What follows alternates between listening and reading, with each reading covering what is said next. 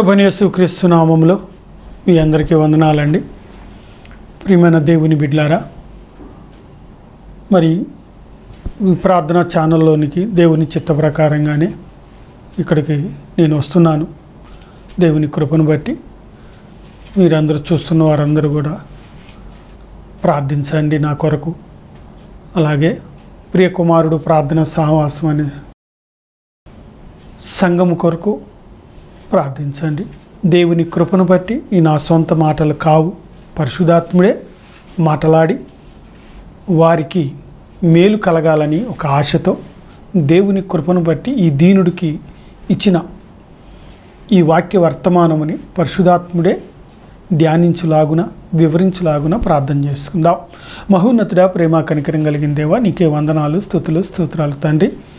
నీ పేరాపను బట్టి, నీ పరిశుద్ధాత్మ నడవడికను బట్టి ప్రభువా, ఈ వాక్యం వింటున్న ప్రతి తండ్రియు ప్రతి తల్లియు వారి వారి హృదయాలను సరిచేసుకొని వారు వాక్యానుసారంగా ప్రవర్తించాలని కోర్సు.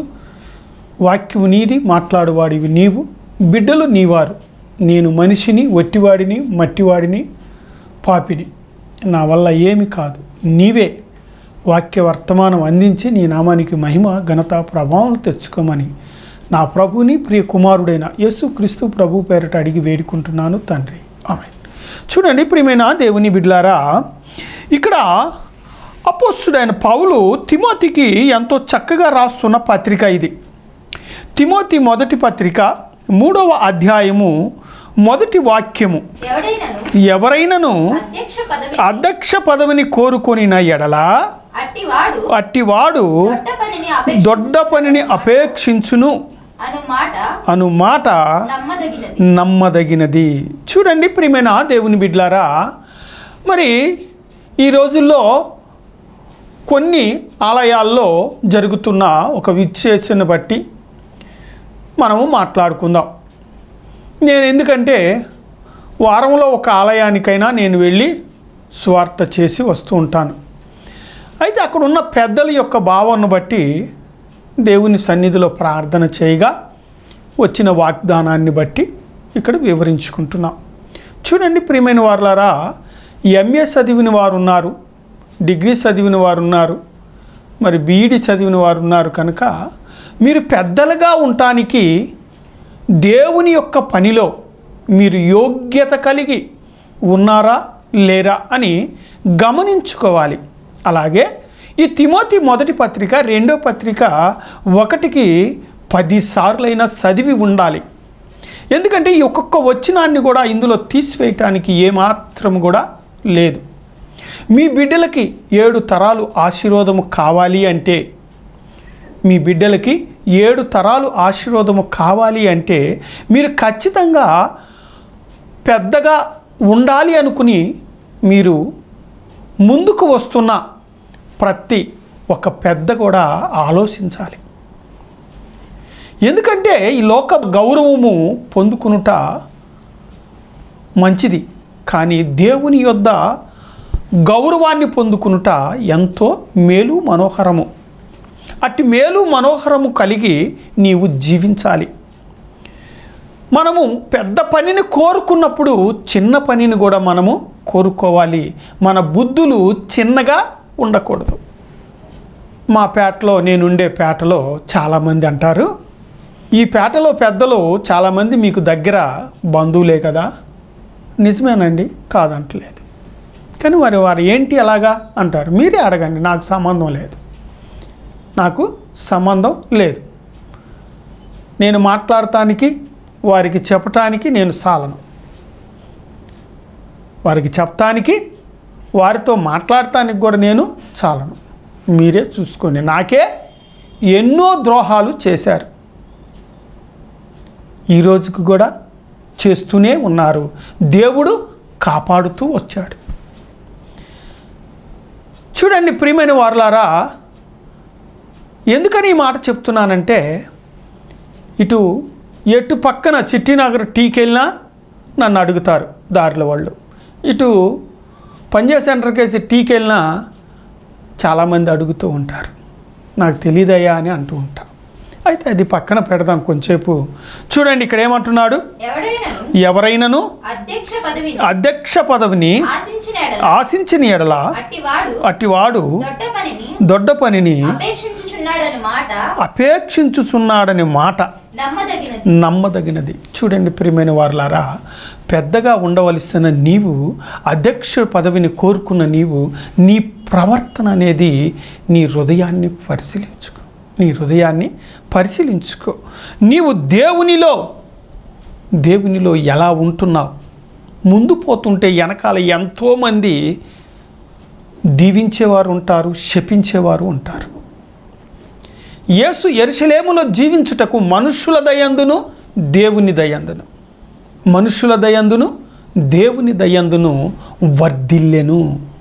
చూడండి ప్రియమైన వారలారా, నీవు పెద్దగా కోరుకొని ఆ పెద్ద పనిని చేయాలని నీవు వచ్చినప్పుడు నీవు తగ్గించుకునే స్వభావము ఉండాలి. నీ ప్రవర్తన తగ్గించుకోవాలి, హెచ్చించుకోకూడదు. హెచ్చించుకొని అగ్రపీఠము నువ్వు కోరుకున్న ఎడల నీకు అది దక్కదు. ఒకవేళ ఈ లోకంలో నువ్వు కూర్చోవాలనుకుంటే ఒకవేళ దక్కిద్దేమో, కానీ పరలోక రాజ్యంలో నీకు దక్కదు. అది పరలోక రాజ్యములో నీకు ఉండాలి అంటే నీవు ఇక్కడ పదవిని కోరుకొనవద్దు. ఒక విశ్వాసిగా నీ ఉండి నీవు దేవునిలో ఉంటున్నావో లేదో తెలుసుకో. 11వ వచనం చదువమ్మా. అటువలే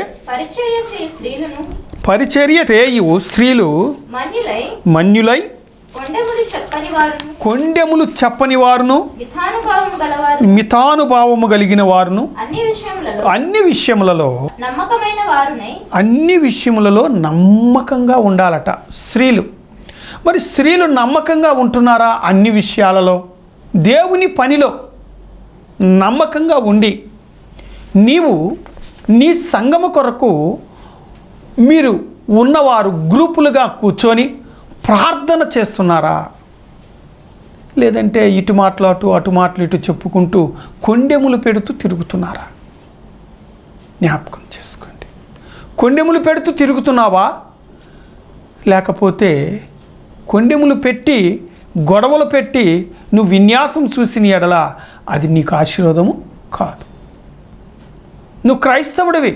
ఈ రోజున హైందవులు క్రైస్తవులని విమర్శిస్తున్నారు. మన ప్రవర్తనను బట్టి, మన ఒక నడవడికను బట్టి, మన నడవడికను బట్టి ఎదటి వారికి లోకు అయిపోయి విమర్శించేటట్లుగా వస్తున్నారు క్రైస్తవులు. చూడండి ప్రియమైన వారులారా, ఆలోచించండి. కొండెములు పెట్టు క్రియలను తీసివేసుకోండి. దేవునితో నీవు లగ్నమయ్యి నీ సంఘము కొరకు విజ్ఞాపన చెయ్యి. నీ సంఘములో ఉన్న విశ్వాసుల కొరకు, రోగుల కొరకు విజ్ఞాపన చేయి. అది నీ బాధ్యత.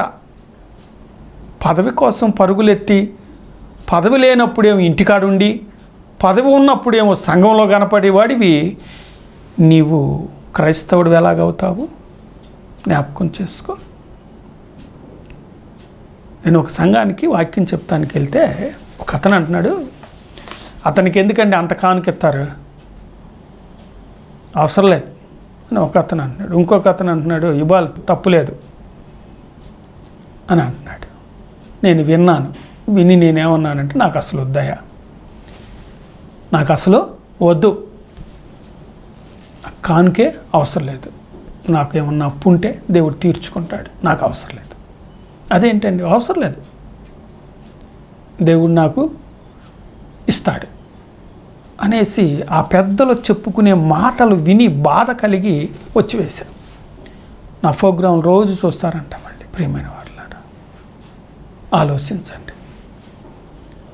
నీవిస్తే నేను బ్రతికేవాడిని కాను, దేవుడు నాకు ఇవ్వాలి, నేను బ్రతకాలి. అది నీ దృష్టిలో పెట్టుకో.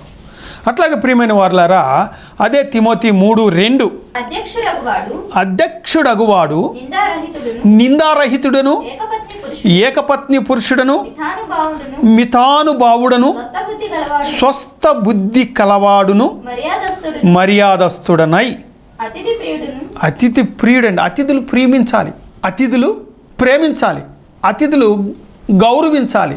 అతిథులు అబ్బో వీళ్ళ వర్గం అండి, వీళ్ళ వర్గం వాళ్ళు ఎక్కువైపోయారని వేరే ఒక ఆశీర్వాదాన్ని పొందుకోకూడదు. వేరొక ఆశీర్వాదాన్ని పొందుకోకూడదు. ఎక్కువైపోయారు. ఇప్పుడు కొంతమంది ఏమన్నారంటే నా ముఖం మీదే 30 సంవత్సరాల క్రితం ఏమైపోయారండి వీళ్ళందరూ? ఎటు వెళ్ళిపోయారు వీళ్ళు? అప్పుడు సంఘం గుర్తు రాలేదా? చర్చి గుర్తు రాలేదా? సంఘంలో ఉన్న విశ్వాసులు గుర్తు రాలేదా వీళ్ళకి? ఇప్పుడు వచ్చి నువ్వు సంఘము, మా చర్చి, మా పొజిషను, మా వాళ్ళు అని కలుపుకుంటున్నారు. అప్పుడు ఏమైపోయారండి వీళ్ళు? ఏమన్నాయా? చూడండి ప్రియమైన వారలారా, ఇందాక కూడా చెప్పాను కదా, యేసు యెరూషలేములో జీవించుటకు మనుషుల దయ, దేవుని దయ 2 ఉండి ఆయన యెరూషలేములో జీవించాడు. 70 ఏళ్ళు బ్రతికేది. ఆ 70లో అనేకమైన వ్యాధులు. ఎక్కువ తింటే బాధే, తక్కువ తింటే బాధే. లాస్ట్ సమయంలోనైనా నీవు దేవునికి భయపడి, దేవుడు చూస్తున్నాడని నమ్మి, దేవునితో నీవు లగ్నమయ్యి ఆయనతో స్నేహము చేస్తున్నావా?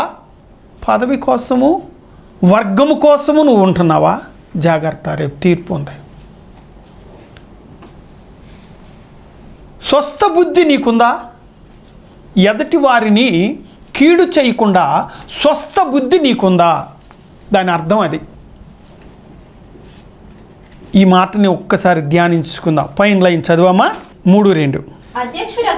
అధ్యక్షుడగువాడు నిందారహితుడను, ఏకపత్ని పురుషుడను, మితానుభావుడను, స్వస్థ బుద్ధి గలవాడును, మర్యాదస్తుడను, అతిథి ప్రియుడును, బోధింపతగిన వాడై ఉండాలి.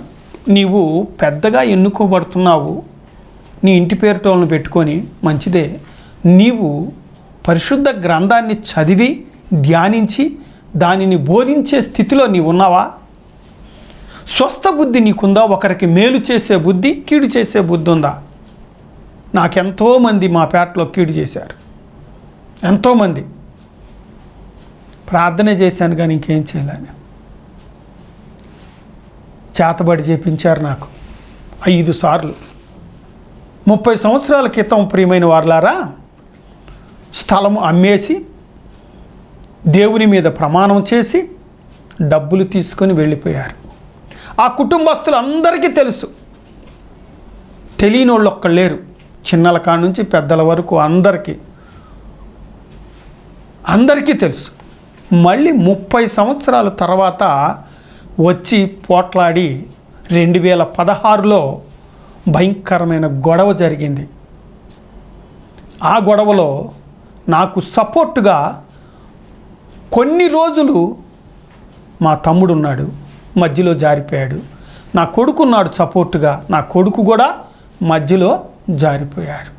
ఒక లాయర్ గారు, ఇది అన్యాయమైన క్రియ, మీరు అమ్మేసుకొని వెళ్ళిపోయి వాళ్ళ తల్లిదండ్రి అతనికి చెప్పరా, మీరు వచ్చి ఇలాగా పోట్లాడి చేస్తున్నారు, మీకు ఇది ధర్మమా, సంఘంలో పెద్దలు మీరు అనేసి ఆయన అన్నప్పుడు ఆయన్ని దూషించి మాట్లాడారు.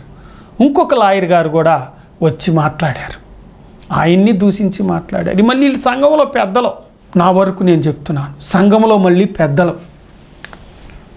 ఈ 3 నెలల క్రితం మంచినీళ్ళ పంపు కోసేశారు.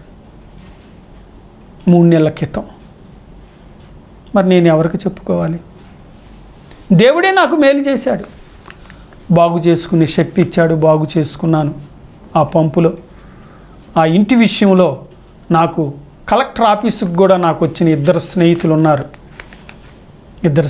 ఉన్నారు. ఒక పెద్ద మనిషి అయితే కలెక్టర్ ఆఫీసుకి బైబిల్ తీసుకొని ప్రమాణం చేయడానికి వచ్చాడు, అబద్ధ ప్రమాణం. 13 రూపాయలు వడ్డీకి రోజువారీ తీసుకొని వచ్చి అప్పుకి వాళ్ళకి ఇచ్చి మేము అది కొనుక్కొని, ఒక పెద్ద మనిషి చనిపోయాడు, ఒక పెద్ద మనిషి బ్రతికే ఉన్నాడు. ఒక పెద్ద మనిషి చనిపోయాడు, వాళ్ళ ముందు డబ్బులు ఇచ్చాం, ప్రమాణం చేశారు, మళ్ళీ చర్చి మీద తీసుకొని వెళ్ళిపోయారు. వెళ్ళిపోయిన తర్వాత 30 సంవత్సరాల తర్వాత మళ్ళీ వచ్చి మాకు ఎక్కడ ఉందంటే దేవుని కృపను బట్టి ప్రార్థన చేయగా దేవుడే గొప్ప కార్యాన్ని నాకు చేసి ఆ ఇల్లుని స్థలాన్ని అలా నిలబెట్టాడు. వాక్యం తెలుసు, ప్రార్థన తెలుసు, డబ్బులు తీసుకొని వెళ్ళిపోయావని తెలుసు, గొప్ప విశ్వాసవి, సంఘంలో పెద్దవి, తెరసాటున ఉండి ఇలాంటి క్రియలు నువ్వు చేయవచ్చునా? తప్పు కదా. అంటే దేవుడు చూస్తలేదని నీవు అనుకుంటున్నావా? తీర్పు లేదని అనుకుంటున్నావా? లెక్క లేదని అనుకుంటున్నావా? నీ హృదయంలోనే పలకొంది, దాని మీద రాస్తాడు. జాగ్రత్త. ఒకళ్ళతో పోదు. ఆశీర్వాదమైన 7 తరాలకు వస్తుంది, శాపమైన 7 తరాలకి వస్తుంది. బైబిల్ చదివావా ఒక్కసారన్నా? పెద్దగా నువ్వు ఉండాలనుకుంటున్నా, పూర్తిగా సంపూర్తిగా ఒక్కసారన్నా చదివావా? చదవని పక్షంలో ఇప్పుడు చదువు. తిమోతి 1వ పత్రిక 2వ పత్రిక మోకాళ్ళ మీద ఉండి ప్రార్థన చేసి ప్రార్థనాపూర్వకంగా చదివి అప్పుడు ధ్యానిస్తానికి ప్రయత్నం చేయి. చూడమ్మా, తీతుకు రాసిన పత్రిక 1వ అధ్యాయం 6-7 వచనాలు. ఎవరైనను నిందారహితుడను ఏకపత్ని పురుషుడను దుర్వ్యాపార విషయంలో నేరము మోపబడిన వారై అవిధేయులు కాక విశ్వాసులైన పిల్లలు కనినవారు. చూడండి ప్రియమైన వారులారా, వ్యాపారము దుర్వ్యాపారము లేకుండా ఉండాలి. సంఘ పెద్దకి వడ్డీ వ్యాపారం ఉండకూడదు. నీవు సంఘానికి నువ్వు నాయకుడిగా ఉండటానికి దేవుడే ఇక్కడ వద్దంటున్నాడు. వడ్డీ వ్యాపారం, ప్లాట్లు బ్రోకరేజీ చేసేవాళ్ళు, అక్రమైన వ్యాపారం చేస్తూ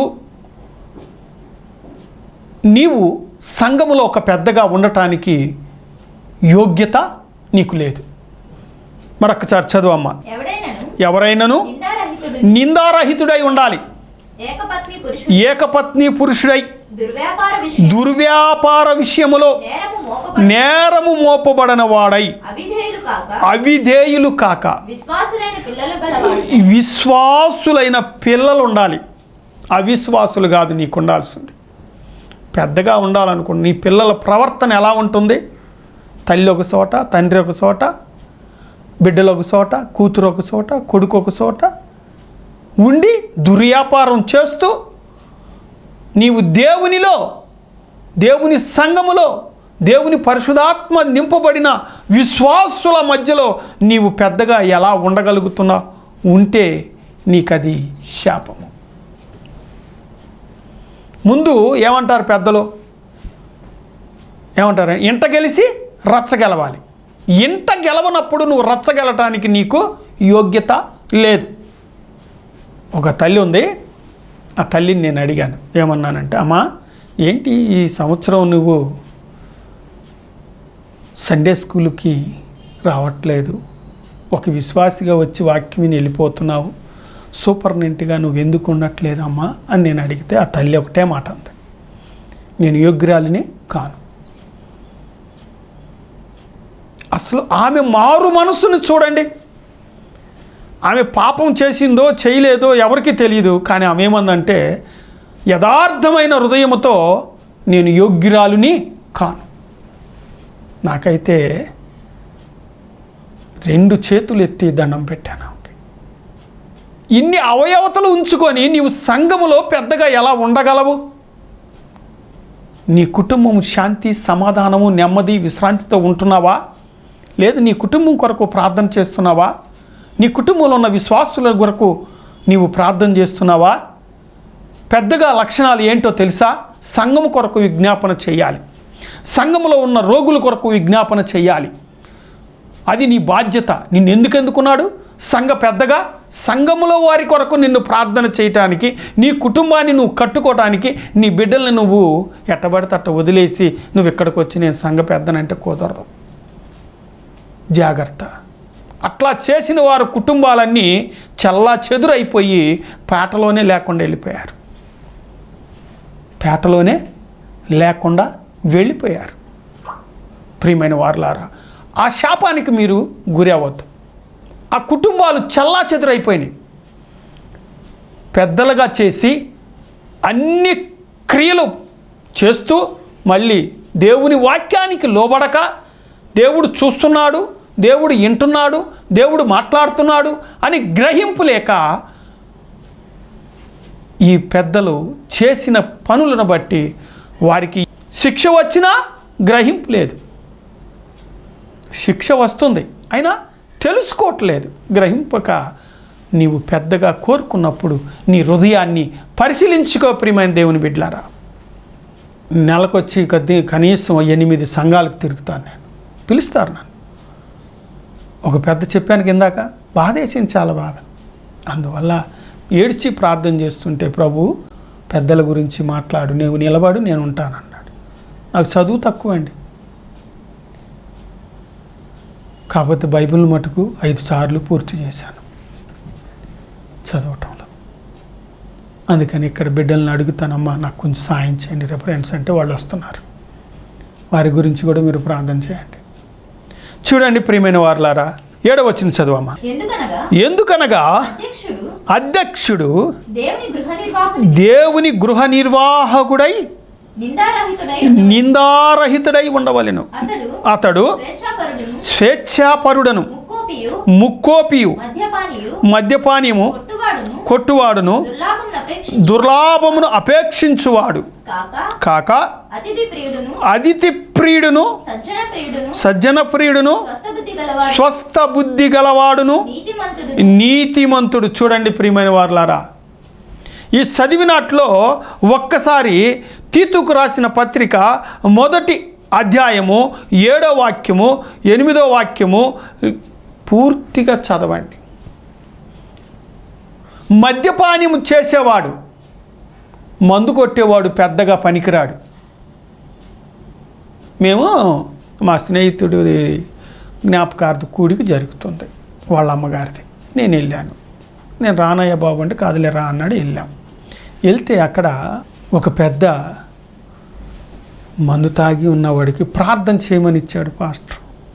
నువ్వు ప్రార్థన చేయన్నాడు. అతను వచ్చి నన్ను నెమ్మటిని అడిగాడు, ఏంటన్నా ఇలా ఇవ్వచ్చా అన్నాడు. ఏమో మీరే అడగండి అయ్యా, నాకు చెప్తావేంటి, నాకు చెప్పొద్దు, మీరు వెళ్ళి అడగండి, లేదా ఫోన్లో అడగండి. అన్న వాసన వస్తుందని అతని దగ్గర, అయినా అతనికి ప్రార్థన చేయమని ఇచ్చాడన్నా అని ఏడ్చారు వాళ్ళిద్దరూ. ఏడ్చి చేతులు పట్టుకున్నారు. నాకేం సంబంధం లేదు బాబు, నాకు చెప్పొద్దు, నాకేం సంబంధం లేదు, నాకు చెప్పొద్దు, నేను అసలు ఆ సంఘస్థుడినే కాదు, నాకు అసలు ఏం తెలియదు అనేసి అన్నప్పుడు అతనైతే ఏడ్చి, ఇద్దరు మనుషులు ఏడ్చారు. ఆశీర్వాదం కోసం కదా నిన్ను పిలిపించుకునేది. ఏమంటున్నాడు చూద్దాం. యాకోబు పత్రిక 5:14. మీలో ఎవడైనను రోగి అయి ఉన్నాడా, అతని సంఘ పెద్దను పిలిపింపవలెను. వారు ప్రభువు నామమున అతనికి నూనె రాసి అతని కొరకు ప్రార్థన చేయవలను. ప్రార్థన చేయటానికి ఒలీవల నూనెలో సైన్స్ ప్రకారంగా వేడిని తగ్గించి రోగాన్ని 300 రోగాలు పోగొట్టే శక్తి ఈ ఒలీవల నూనెలో ఉంది. అట్టి ఒలీవల నూనె రోగి అయి ఉన్నప్పుడు ఆ రోగికి రాసినప్పుడు ఈ శరీరానికి చెమట వచ్చే రంధ్రాలు ఉంటవి కనుక ఆ రంధ్రాల్లోనికి ఈ నూనె వెళ్ళి అతని రోగాన్ని తీసివేసి స్వస్థత కలుగుద్ది. ఇది సైన్స్. అలాగే ప్రార్థన చేయమన్నాడు. ప్రార్థన అంటే పాపము లేకుండా, రక్షింపబడి, నమ్మకంగా, దాసుని స్వభావంతో నీవు ఉండి ప్రార్థన చేసి నువ్వు ప్రార్థనాపరుడవై ఉండాలి. నువ్వు పెద్దవి ప్రార్థనాపరుడవై ఉండాలి. పనికిరాని మాటలు గంటలు మాట్లాడుకుంటాం కాదు. జాగ్రత్త, రేపు నేను లెక్కడుగుతాడు. నా కుమారుడా, ఈ సంవత్సరంలో ఈ పదవి నీకు ఇచ్చాము, ఈ పదవి నీవు పొందావు, ఈ పదవి నువ్వు చేశావు, ఆ పదవికి తగ్గట్లుగా నీవు ఈ శ్వాసుల కొరకు విజ్ఞాపన చేశావా నా కుమారుడా అని రేపు అడుగుతాడు. ఇప్పుడు వయసు ఎంత ఉంది? 70 దాకా ఉంది, లేదా 65 సంవత్సరాలు ఉంది. ఇంకెన్ని సంవత్సరాలు బతుకుతాం? మహా అయితే ఇంకా 5 సంవత్సరాలు, 70 కదా ఆవుష. మరి నువ్వు సంఘంలో పెద్దవు కదా, మరి సంఘంలో ఉన్న విశ్వాసులు నీ వాళ్ళేగా, నీ రక్త సంబంధికులేగా, నీ బంధువర్గమేగా, నువ్వు కీడు చేస్తుంటే తోడున్నోళ్లేగా. వాళ్ళ కొరకు ప్రార్థన చేస్తున్నావా? కీడు చేయటానికి అనేక మందిని వెనకాల వేసుకొని వచ్చావు, వారి కొరకన్నా ప్రార్థన చేస్తున్నావా? తీర్పు ఉందని నీకు తెలుసు, వాక్యము తెలుసు, పరిశుద్ధాత్మ ఉందని తెలుసు. ఇన్ని తెలిసి నువ్వు ఇలాగ కీడు చేసినందువలన ఎవరికి నష్టమో ఎవరికి లాభమో నిన్ను నువ్వే ప్రశ్న వేసుకో. ఆశీర్వాదం కావాలా? నీకు జీవగ్రంథములో పేరుండాలా? పరలోక రాజ్యములో అబ్రహాముని లాజర్ని నువ్వు చూసే మనస్సు నీకుందా? ఉంటే ప్రియమైన దేవుని సంఘ నాయకులారా, మీరు ప్రార్థించండి. సంఘము కొరకు ప్రార్థించండి, సంఘములో ఉన్న విశ్వాసుల కొరకు ప్రార్థించండి, సంఘములో ఉన్న రోగుల కొరకు ప్రార్థించండి. పదవి కోసము, పదవి వ్యామోహం కోసము వర్గాన్ని కట్టుకొని నీవు చేయవద్దు. చేస్తే అది నీకు నష్టం, నీకు నష్టం. నీ కళ్ళ ముందు ఎంతమంది నష్టపోయారో చూసావుగా, అదైనా నువ్వు గుర్తు చేసుకో. నిన్ను వలె నీ పొరుగువారిని ప్రేమించే శక్తి, ఆశీర్వాదము నీకు లేనప్పుడు నీవు పెద్దగా ఉండటానికి యోగ్యుడవు కాదు. దేవుడే తీసివేస్తాడు. ప్రార్థన చేసుకుందాం. మహోన్నతుడా, ప్రేమ కనికరం కలిగిన దేవా, నీకే వందనాలు, స్తుతులు, స్తోత్రాలు తండ్రి. ఈ వాక్యము నా ప్రభువా నువ్వే మాట్లాడి నీ నామానికే మహిమ, ఘనత, ప్రభావంలో పొందుకున్నందుకై నీకు వందనాలు. వింటున్న ప్రతి తల్లి, ప్రతి తండ్రి ఒక్కరైనను మా కొరకు ప్రార్థన చేసే పెద్దలు కావాలని అడిగే భాగ్యాన్ని కలుగు చేయండి. ఏ అలవాటు లేని పెద్దలను మా సంఘములో కావాలి అని 5,000 సంఘములో ఉన్న ఆ విశ్వాసుల్లో ఒక్కరినైనను ప్రభువైన యేసు నామములో లేవనెత్తి మహిమ, ఘనత, ప్రభావం పొందుకోండి. ఈ వాక్యం వింటున్న ప్రతి తండ్రి తల్లిని దీవించి మహిమ పొందమని, ఇక్కడున్న బిడ్డలందరినీ దీవించమని నా ప్రభుని ప్రియ కుమారుడైన యేసుక్రీస్తు ప్రభు పేరిట అడిగి మిక్కిలి వినయంతో వేడుకుంటున్నాను ప్రియ పరలోకపు తండ్రి. ఆమేన్. యేసు రక్తమే చేసి రక్తమే యేసు రక్తం సంపూర్ణ కలుపును గాక. ఆమేన్. ఈ కార్యక్రమానికి సహకరించుటకు మీ కానుకలు పంపుటకు మా అకౌంట్ నంబర్ 427729059996. ఈ కార్యక్రమానికి సహకరించుటకు మీ కానుకలు పంపుటకు మా అకౌంట్ నంబర్ 427729059996.